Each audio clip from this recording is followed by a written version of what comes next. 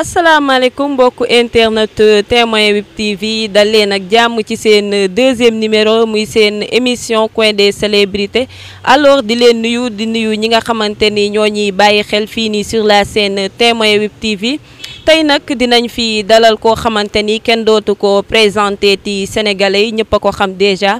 donc ni ma leen ko waxee woon rek chaque jour bu ñu invité star bi dinañ toog ak moom waxtaan ci li nga xamante ni moo di carrière am aussi people mais tamit duñu fàtte di sensibiliser sénégalais parce que loolu rek moo ñu tax a jóg ñu bàyyi nag suñu invité du jour mu nuyoog internet Témoin Web TV DJ Yves ñoo ngi lay nuyu. Adja Astou maa ngi lay nuyu. di nuyu aussi ñi nga xamante ne ñoom ñooy suivre Témoin Web TV. comme ni nga ko waxee ci émission bi nga xamante ne yaa ngi ciy dalal célébrité yi. En général dañuy jaawale célébrité ak star. célébrité mooy koo xamante ne fës na. ñu ràññee ko lool ci liggéey bi nga xamante ne mu ngi koy def. bon star nag c'est autre chose quoi. donc ñun yàlla def nañu bokk ci ñi nga xamante ne dañuy bàyyi xel. ci dëkk bi nga xamante ne moom moo di Sénégal rawatina ci liggéey bi nga xamante ne ñu ngi koy def. muy liggéeyu média donc kontaan naa trop ci dalal bi ma dalal tey. d'accord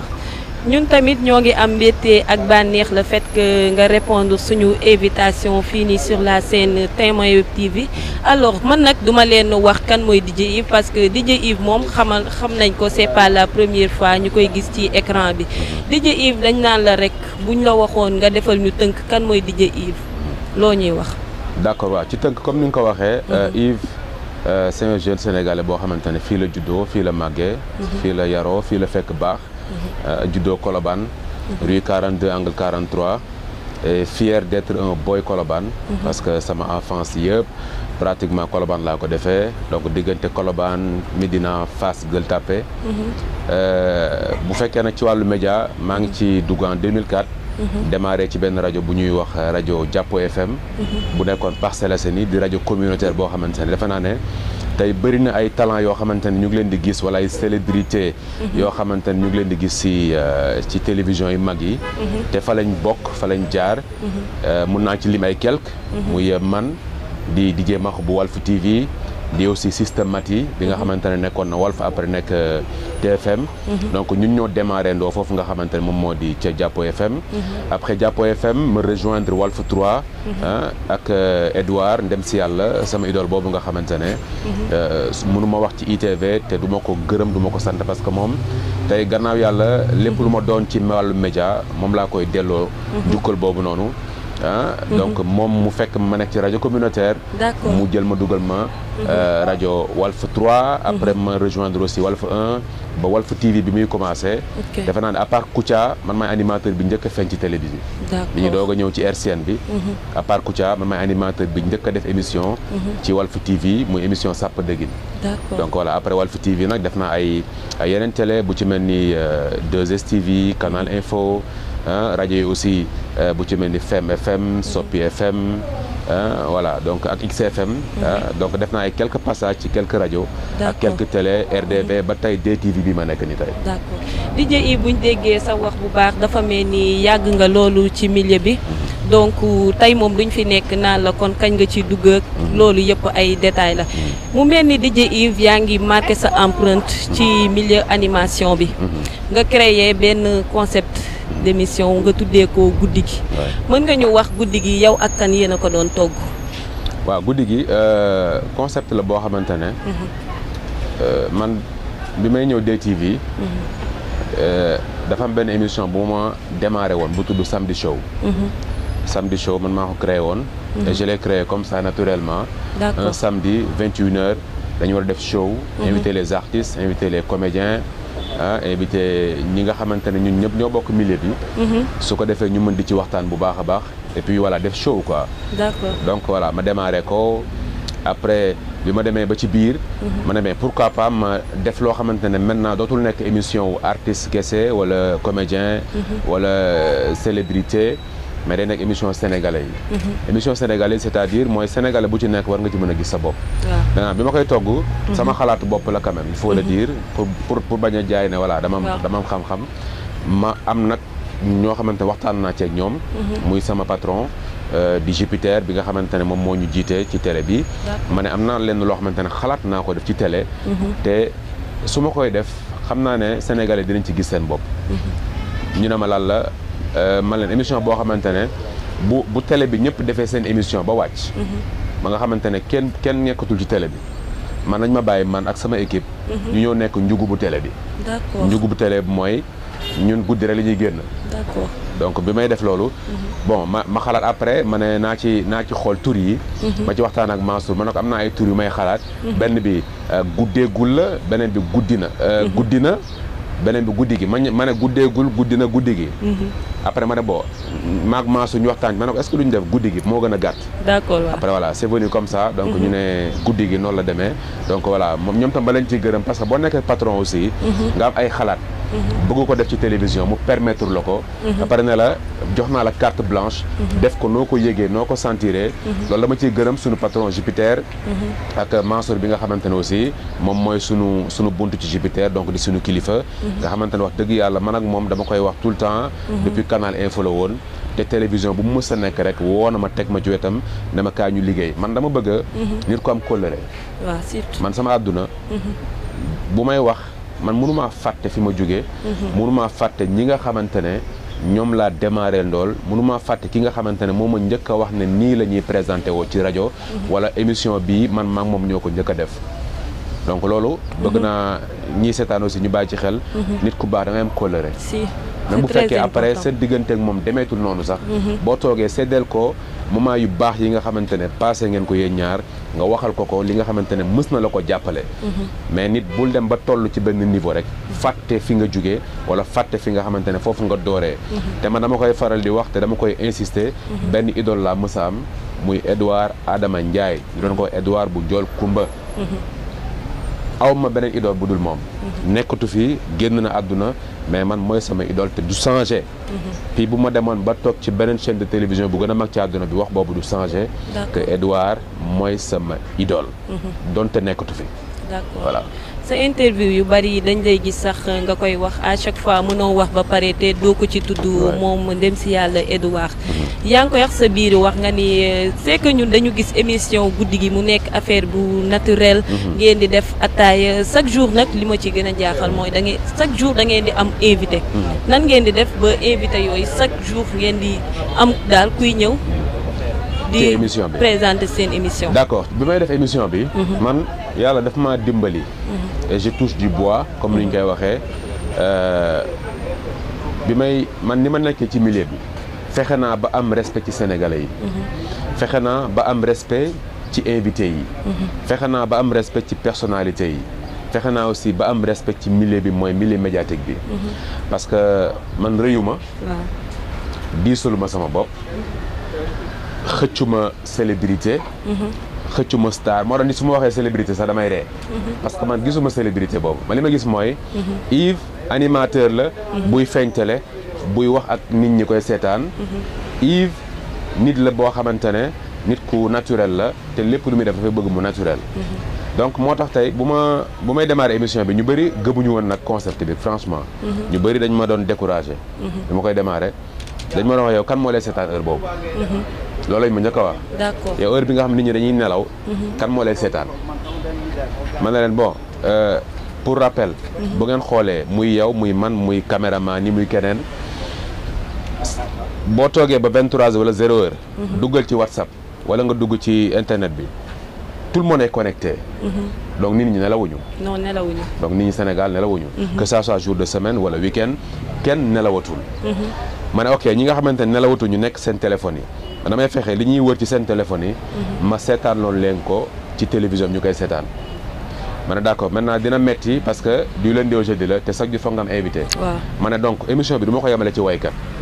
du ma ko yemale ci lutteur du ma ko yemale ci footballeur wala comme ni ñuy wax ay star célébrité damay wax ne émission bi émission sénégalais bi la sénégalais bi mooy ki nekk ci mbedd mi di jaay bu ko neexee mën na ñëw toog ci émission bi ki nga xamante ne am na ay jafe-jafe te amul fu mu ko waxee mën na ñëw toog ci émission bi ki nga xamante ne tey waykat la am na coow boo xamante ne dal na ci kawam mën na ñëw toog ci émission bi expliquer ko donc dafa nekk benn tribune boo xamante ne dama ko ubbil képp kuy sénégalais képp sax kuy nit laa bëgg a wax parce que tey un africain bu jógee ci dëkk mën na ñëw jaar ci émission bi donc bi ma koy def jaaxaloon na nit ñi ak naka laay def ba mën a am ay invité mais par la grâce de Dieu yàlla def na man am naa respect ci milieu boo xamante ne tey ku ma soxla il faut nga ñëwal ma li tax mooy parce que respect bi ma lay jox d'abord yow ak ni ma lay contacter ak ni ma lay invité man du ma la gëmloo la na yow yaa soxla télé bi damay gëmloo nit ñi ne man maa la soxla yow télé bi moo la soxla pour nga ñëw wax parce que parfois nga dégg ñu naan waaye yow kii moom moo am fu mu bëgg a waxee non non non man dama naan man maa bëgg man sama audience yéeg donc dinaa fexe kii ma fexe ba mu ñëw toog ci plateau bi même bu dee benn une minute la bu toogee sax dina am benn 1000 personnes bu ko seetaan donc 1000 personnes boobu soxla naa leen man à partir de là bu ñu xamu woon kan mooy Yves wala ñu ko doon dégg jour boobu dinañ mën a toog concentré wu ci man ci une minute boobu pour xam kii mooy diw ba pare xam ne télé bi aussi heure bi émission bi moo fay daw donc ma commencé di contacter et puis ànd ceeg aussi équipe bi nga xam ne ñoom laay liggéey ndool muy Mbaye sama lakkal bi nga xamante ne moom mooy star émission bi man du ma star bi comme ni ñu koy waxee man Mbaye mooy sama star émission parce que Mbaye bu ñëwul man sama émission du normal li ma ko bëgg a defee parce que daf may mottali ci émission bi muy Zeyna di Fafa di Ami Collé ak Eva ñoom ñëpp vraiment ñu gëm concept bi ne ma dañ la fekk si ni nga ko bëggee ma leen nag télévision yi gis nañ ni muy doxee ñun ñëpp xam nañu comment ça se passe ci émission yi ñun on fait pas de la télé ñun suñu émission guddi gi def ñu télé donc ku ñuy toog di ñu seetaan di ñu critiquer naan waroon leen ko waxee nii waroon leen ko defee nii mooy yow télé ngay seetaan yaa ngi koy wax sa biir wax DJ Yves ñu gis tamit nga recruter ay animatrices yoo xamante ni nekkuñu woon ci biir télé bi ñooñu tey bëgg naa nga leeralal sénégalais yi fan nga leen jëlee parce que ñoom nekkuñu woon DTV xàmmeewuñ leen foofu d'accord ki ma ci njëkk a waxtaanal te yàgg na muy Zeyna nekk Seneweb daf ma mës a di interviewé boobu maa ngi demoon Seneweb moom moo ma invité woon ñu doon waxtaan ci problème mu Diop Iseg ak Abiba ak Dieyna Baldé ñu waxtaan ba pare bi ñu waxtaanee mu ne fekk moom mosoon na ma sollicité ne ma je veux faire la télé quoi non dama bëgg a def télé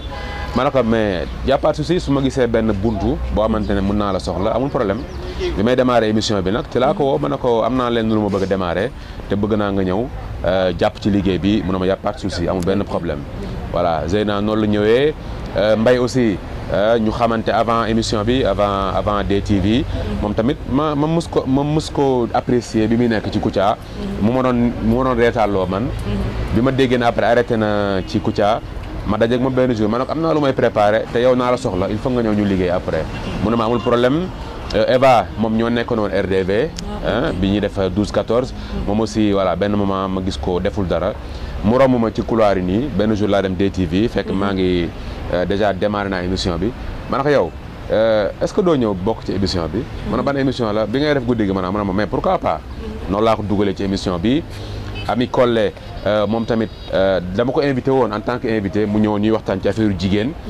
dans l'émission ma ne ko Ami Collé maintenant je te recrute dans l'émission bokk nga ci émission bi Fafa aussi ma xamal ko ci ay site internet daan nañ daje mu may interviewé comme nii bi may démarré aussi ma gis audace bi nga xamante ne am na ko ak la façon dont elle pose les questions ma ne ko mais pourquoi pas nga ñëw fekk si parce que dama bëgg nit ku naturel et puis ñeme li ngay def moom si le rejoindre loolu yëpp nag su ma ko sañee def mooy sama patron moo ma ko nangul muy Jupiter parce que borom kër aussi waxtaan na ko neex booy def loo xamante ne neexul borom kër gi li nga bëgg def du baax mais moom daf ma ubbil buntu bàyyi ma ne ma vas-y fonce fais ce que tu sens mais tout en restant aussi ci respect ak sénégalais aussi jox na cër voilà foofu la affaire bi toll donc ñoom yow yaa leen recruter. man maa leen jël. indi leen ci télé bi wax dëgg yàlla. ok kon yow yaa leen di fay wala télé bi moo leen di fay. non télé bi moo leen di fay. télé bi moo leen di fay waaw sama yéene rek moo doon ñoom ñu liggéey. ba pare aussi ñëw dàq seen wërsëg lekk seen wërsëg. defuma ko parce que dama leen di wan ne man maa leen mën a gérer wala nangam parce que ku ci nekk fekk naa la aussi nga am ci loo jàpp. mais bi ma leen di woo dama leen ne ñëw leen bu ngeen ñëwee ñu liggéeyandoo après télé bi aussi def li mu war a def. d'accord DJ Yves durant li nga nekk ci sa carrière lan moo la gën a metti. li ma gën a metti pas metti mais daf may xaw a déranger. wax naa ko ci benn ITV fan yee passé pas metti mais ni ma jugee Walfadjri. waaw parce que bi may dem Walfadjri wax naa ko Edouard dafa jàpp sama loxo indi ma ne ma yow yaay sama père yow maay yow yaay man. bi muy dem RDV en tant que directeur télé bi. mu bàyyi ma fa ne ma yaa may toogal fii nii. donc bi mu demee après wax dëgg yàlla ni ma fa génnee di génn boo xamante ne neexuma parce que dama ne doonoon laa waroon génnee Walfadjri man ndax li ma fa dugaloon duggeewu ma fa woon noonu mais bon après ay détails yoo xamante ne voilà yàgg na ay détails yoo xamante ne je veux même pas y revenir parce que diggante boobu ak léegi maa ngi sant yàlla bu baax a baax parce que tey képp koo xamante ne xëy na yaa ngi doon xaar ma bàyyi wala ma génn ci la ma ne wala ma découragé defe naa tey boo ma xoolee di nga xam ne kii du kuy bàyyi te du kuy découragé waaw parce que man gëm-gëm boobu laa am maa ngi koy wax sànq ci biir waxtaan man taalibe Baay laa d'accord dama jël wérd en 2009 tarbiyu xam man maay kan xam sama bopp donc man luy ragal loo nit wala lu koy découragé loo ci kaw suuf man bokkuma ci loolu te damay fight damay xeex parce que li ma bëgg ci sama métier bi ak li nga xamante maa ngi koy def defaguma ci lu toll ni ban bënu puso donc des na lu bëree bëri d'accord kon daal yow li la metti mooy Edouard ni mu la fa dugalee woon ak man ni ma fa génnee ak yow ni nga fa génnee loolu daal moo la gën a metti bokk rek sa loolu laay fàttali ku di am lu ma metti ci carrière bi quoi mais à part ça leneen garaawul quoi mais loolu moom parce que moom dafa am fu ma tegoon gëm ma ñu nuroo ay timbre vocal su waxee ma wax doo xàmmee kan mooy wax kooku ñeme ma dugal ma ci boppam ne ma kaay ma teg la fii nii donc moom tey xam naa ne fa mu tëdd amul lu ko neex ci ni ma génnee foofu noonu parce que du loolu la souhaité woon ci man mais alhamdulilah tey dina am lu ko neex parce que gis na ne maa ngi teg ay jéego maa ngi teg ay pas di avancer ci sama liggéey d'accord DJ mu mel ni fa nga nekk am nga fa kàddu parce que boo demee ba fay créer sa concept kon foofu moom sa kër la waaw lan nga ñu ci mën a expliquer ak DTV bi mooy li nga may wax nekk rek nii parce que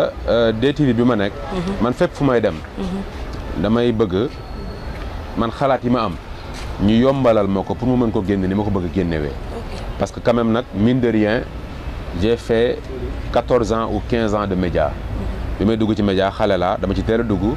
parce que je me rappelle man dama naan déglu ay Boubacar Diallo boobu maa ngi def métier maa ngi def mécanique di takk sama ay casque nekk sëgg sama rajo di liggéey di déglu Boubs muy animé Sàppa Dëggin may déglu ay Cheikh ñuy animé ay émission bu mu doon def yendu leen temps wu Envie FM ay Sow Karim di def Allo Taxi Amish di def boobu duggagoo woon ci defaguma métier bi rajo kon ñoom Boubacar ñoo la ko fuuf kon booy nga daal des fois dañu may boole seen génération d'accord mais pour man foofu nga loolu bokk sant sax yàlla la xam nga la moo tax parce que tey fexe naa ba liggéey sama image am charisme boo xamante ne tey su ma taxawee ak Boubs tey doo xam kan moo ci ancien waaw parce que man dama ñëw Boubs dafa def Sàppa Dëggin bàyyi dem RFM Edouard jugee Oxygène no Dunia bu Kaolack ñëw jël Sàppa Dëggin bi Edouard bàyyi man ma doog a ñëw donc ñoom magee nañ ma plus de 10 ans mais bi may ñëw ci rajo bi boobu xale laa mais sama baat moo doon nax nit ñi su ma waxee dañu yaakaar ne mag mooy wax waaw donc ñu bëri dama doon animé ba pare génn taxaw buntu Walfadjri ay nit taxaw génn di ma xaar di xool kan moo doon wax moo yow lu ndaw li moom kii ndeke kii la moo kii xale la di waaw donc loolu da leen doon jaaxal parce que baat bi ak jëmm ji da leen doon jaaxal mais loolu sant yàlla la parce que tey am na expérience boo xamante ne am naa ko ci ñoom liggéey naa ko sàkku naa ko ba tey yàlla def na tey dama boole ñoom seen expérience ak man sama expérience pour mën a am li ma am tey moo tax quand je fais une émission je suis libre tranquille et naturel dara diisul sama bopp tey heure boo ma sànnee micro su ma ko téyee xam naa li may wax donc dara diisul je prépare même pas mes émissions loolu dina jaaxal nit ñi parce que émission dañ koy préparer mais man je prépare pas mes émissions parce que ci diggante 2004 bi ma duggee ci rajo ba 2021 bi ñu nekk tey jàng naa lu bëri ci milieu bi jàng naa lu bëri ci média te dama daan tëju di ko jàng dew ma ci école dew ma ci formation dew ma fenn man maa doon jàng sama bopp man maay toog di gëstu di jël di dugal sama bopp bi di toog sama néeg di répéter di wax ne nii laa bëgg a waxee sama timbre vocal fii laa ko soxlaa parce que loolu aussi c'est important ci nit kuy def télé wala rajo man quand je fais des pubs mën naa def pub bii nii nga ne ok moom la ma def beneen nga ne est-ce que kii yow la parce que loolu yëpp liggéey la d'accord te dama daan tëju sama néeg di ko liggéey li jënd sama machine jënd sama micro di tëju journée mën naa ko def ci biir néeg bi ataaya laay teg taal sama machine di liggéey sama baat moo tax tey quand je fais des voix nit ñi peut-être mën na leen jaaxal mais man dama leen di wax ne tëbuma tëb rek mu ñëw ci man mën nga am baat bu neex mais yaa koy liggéey après ba tey boo defee boo defee pub revue de presse du bokk ak pub boo xamante ne pub soirée la wala du bokk ak benn reportage boo xamante ne reportage en journalistique la parfois journaliste yi jox ma seen reportage ne ma defal ma doublure voix parfois ma def voix jàng mooy jàng am ñu ne Medina Baye sama waa kër dañuy def benn gàmmu nangam ñu defal ma voix ma defal leen ko donc da ngay jàpp ne peut-être est-ce que kii mooy wax nii parce que loolu yëpp dama fexe ba ci li ma nekk nii fu ñu ma fëgg rek ma mën def li ma bëgg a def. d'accord ñu ñëwaat tuuti ci pub yi nga wax ni moom ngay def déggoon naa sa benn émission yaa ngi ko doon wax nga ni defaloon nga benn voix off ki nga xamante ni moo di moo gét ba nga naan ko pour nag ma fay sax loolu tamit bëggoon naa nga jox ñu ci ay leeral parce que boobu ba léegi déggaatu ñu nga wax ci DJ Yves bi mu koy def xaalis moo ko ci dugal wala bëggoon am audience ak ki nga xamante ni moo di moo gét non pub bi Babacar moom sama nit la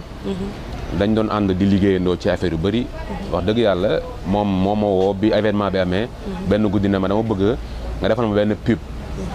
pour Mo Gates dafay organiser benn événement boo xamante ne bëgg naa nga defal ma publicité bi d'accord donc bi ma ko waxee fi ma toog laa ko defaree pour wan na leen booy jàng métier na mokk daf ma ko wax 20 minutes après ma envoyé ko spot bi ci guddi gi d'accord mu ne ma ok nice après sa waay bu yeewoo dinaa waxtaan ak moom après ñu xool après dégguma leen ba jour après bi ñuy wax ci affaire émission bi may chahuté parce que xaaruma woon loolu ci peut-être ci ñoom voilà ma ci chahuté waale gars yi ñoom copain bi ne leen mais du ngeen ma fay sama xaalis parce que man boobu defe naa Tange laa invité woon mais fay leen ma sama xaalis publicité effectivement damaa def pub bi parce que man damay liggéey sama baat bi laa am te du ma ko maye man xaaruma ay Mo Gates pour def sama liggéey ku ma soxla ci sama liggéey dama koy def moom nag xëy na peut-être yëgu ko parce que àdduna aussi da ngay wax lu la wóor xëy na yëgu ko te après sax j'ai eu la surprise que effectivement yëgu ko donc bi ma waxtaanee benn xaritam mu wax ma li ci nekk ma ne bon ma ne ko 50 000 du xaalis parce que voix spot soirée 50 000 laa koy defee bu dee public reportage moo gën a cher ma ne ko loolu du xaalis parce que chaque jour ma dugg samay studio def voix ñu fay ma donc xaaruma loolu waaye na ma non moo bu ko yëgoon sax dina la jox lu ëpp lool parce que moom aussi buggul ameel kenn àq ma ne ko bon après y a pas de souci après ci la ma woo benn jour parce que Mo Gates ñu wax benn 1 minute 2 minutes ba léegi déggante waatuñu mais moom xaritu Mo Gates boobu muy Xaadim ñu ngi déggante ñu ngi waxtaan voilà donc affaire boobu noonu la demee dama doon saytuwaale parce que man jàpp naa ne 50 000 wax dëgg yàlla kuy de ay voix 200 000 50 000 du la tardel fenn waaye. defe naa ni message bi am na solo te aussi dégg ngeen ko émission bi nag jeex na DJ Yves lan mooy say projet actuellement. projet yi mooy maa ngi ci déjà fi ngeen ma fekk nii muy parking auto bi di Mondial Auto dama ci yëngu maa ngi ci njaayum auto parce que damay faral di wax ne boo nekkee ci réew mu mel ni Sénégal benn métier kese doxul. donc da ngay fexe foo mën a suturloo nga dugg fa parce que télé benn 2 heures de temps la pare nga ci boo xëyee demal nekk ci leneen mais bul jël télé bi yëpp def ko sa àdduna soo demee télé après yeewu 18 heures xees sangu ba weex tàll solu dem toog fenn waxtaan kenn woo la invité la nga dem fa bu guddi jotee nga dem liggéey boo demee tëddaat nelaw ba 18 heures âge at yi dafay daw da ngay xëy jëg-jëg xam ne am nga âge bi ala ko réalisé woo dara donc moo tax tey képp kuy def télé tey pour man war nga ci mën a dolli leneen mooy nga fexe déjà am yow sa chaîne bopp parce que technologie foofu la toog ku ci nekk ci ñun na nga fexe te gis naa ñu ngi koy def artistes comédien ñëpp a ngi créé seen ay chaîne parce que kenn moomu ko mais fexe ba la nga fay dugal aussi na nga ko xam te lépp loo fay aussi na nga ko xam donc maa ngi ci projet chaîne YouTube maa ngi ci oto yi maa ngi ci business donc maa ngi ci affaire yu bëri yoo xamante ne wax dëgg yàlla bëgg naa di ci suturlu hormis télé bi ma am ci lu ma jàpp nga xamante ne bés bu télé bi xëyoon fay tey nga mën a nekk sa yoon continuer te doo sonn voilà donc maa ngi leen di gërëm bu baax a baax. amiin waaw d'accord maa ngi tàggu internet yëpp waa Témoin Web TV yow di la encourager aussi di la wax ne yombul parce que métier bi ñun biñ ci duggoo si même chose la ñu doon wax yombul mais bon boo ko gëmee mën nga ci génn te kenn moomu ko encore une fois. kenn moomu ko tey boo xoolee ñi gën a célèbre tey ci Sénégal ci wàllu média jànguñu ko fenn te tey ñoo nekk ci publicité yi ñooy def pub yi ñooy nekk ci série de cinéma yi ñooy def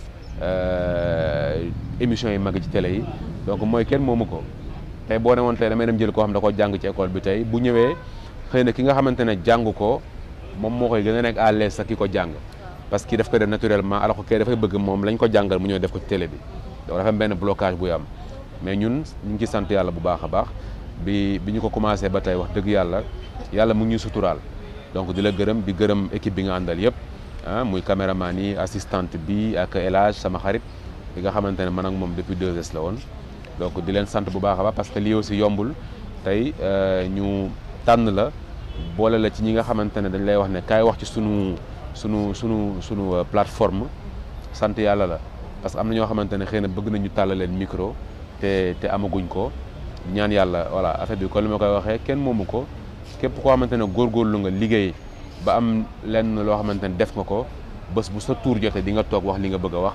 te voilà noonu la àdduna noonu la voilà di kontaan bu baax a baax di leen gërëm. Merci beaucoup DJ Yves, c'était un plaisir vraiment kontaan naa trop le fait que nga répondre suñu invitation fii nii sur la chaîne Témoin Web TV alors di leen wax rek ni xaar leen seen 3e numéro ci beneen célébrité comme ni ma leen ko waxee woon rek dinañ fi toog li nga xamante ni mooy leen di jariñ te defe naa li leen DJ Yves tamit wax di ngeen ci jëlee li nga xamante ni moo di seen ay njariñ loolu rek moo ñu soxal di leen jox dig daje rek ci beneen numéro ci seen émission Coin des Célébrités.